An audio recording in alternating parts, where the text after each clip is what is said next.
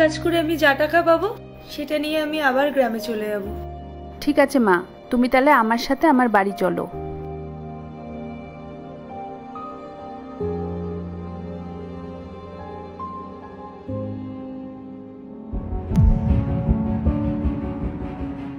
আরে বাবু, তুই চলে এসেছিস? এই দেখ আমি কাকে নিয়ে এসেছি। ও ঘরের সব কাজ পারে। ও আজ থেকে আমাদের বাড়িতেই থাকবে। ওই আমাদের সার্ভেন্ট রুমেই থাকবে। বাহ, ভালো কাজ করেছো। এমনিতেও আমাদের একটা কাজের লোকের দরকার ছিল, এবার তোমার কাজে হেল্পও হয়ে যাবে। হ্যাঁ মা, ওকে দেখো, ও আমার ছেলে রাহুল। আর তুই ওখানে দাঁড়িয়ে আছিস কেন? এখানে আয়।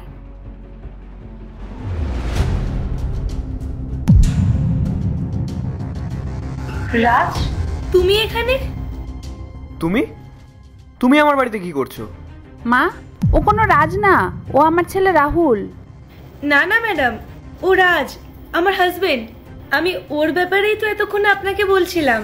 ওই রাজ। কোথায় চলে গেছিলে তুমি? তুমি জানো আমি তোমাকে কত খুঁজেছি, আর দেখো আমি তোমাকে এখানেই পেয়ে গেলাম। কি হচ্ছেটা কি? হাত ছাড়ো আমার ছেলের। একেতে আমি তোমাকে বাড়িতে নিয়ে আসলাম, আবার তুমি আমার ছেলের সাথে সম্পর্ক বাঁধাচ্ছ।